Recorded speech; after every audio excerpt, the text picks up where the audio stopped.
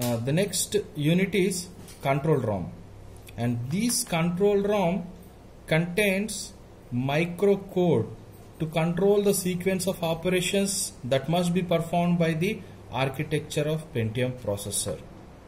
Okay, sequence of operations must be performed. That total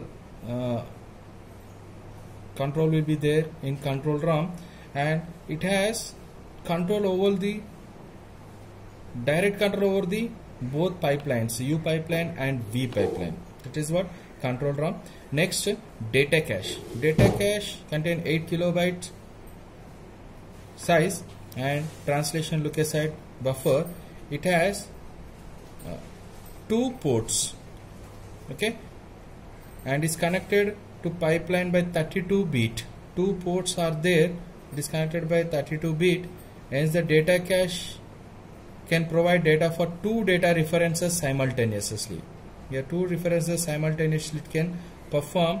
The cache are accessed with physical address. Each cache has its own TLB. So 2 references as we are performing here, 2 TLBs will be there. Each cache is as its own TLB, translation look aside buffer, where it is used to translate the linear address to the physical address. TLB work is to translate the linear address to the physical address. Next unit is floating point unit, FPU. The Pentium processor has pipeline floating point unit, FPU, working independently. And the FPU of Pentium processor, this Pentium processor is 10 times faster than the FPU of 80486 processor. And the common operations include add, divide, multiply, load. All these operations are performed, and this is 10 times faster. The floating point unit of Pentium processor is 10 times faster than the FPU of 80486 processor. And this is what floating point unit. And next, clock control. The Pentium processor supports clock control when the clock to the processor is stopped. Here this Pentium processor supports clock control. When the clock to the processor has stopped, the power dissipation is virtually eliminated and make the Pentium processor good choice for energy efficient design. So once the power dissipation, nothing but clock is stopped to the processor, then power dissipation is eliminated and make the Pentium processor good for energy efficient design, it seems. And next is Pentium EPIC. This one,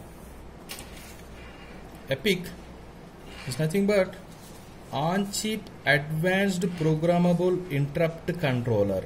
I means interrupt controller. EPIC, advanced programmable interrupt controller, and it is on-chip controller. Okay, it supports multiprocessor interrupt management, multiple processors.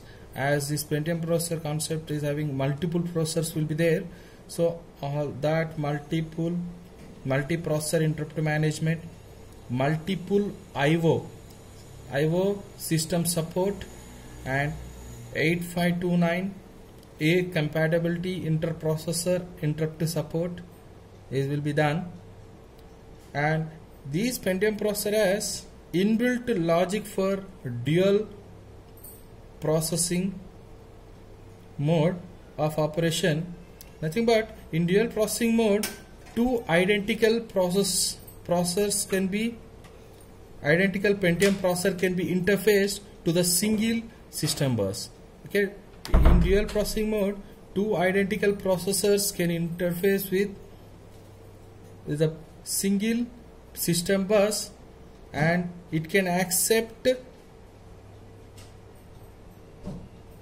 the system bus as a single unified processors. Nothing but these 2 processors can share this bus unit simultaneously, and it can execute a task between these 2 processors, and scheduling of tasks will be done where only single bus will be there, and dual processors or two processors will simultaneously use this single bus system to complete its task. That is a use of dual processing mode. Okay, then thank you. In the description section of this video, I am providing the material of this video. Please go through it. Thank you very much.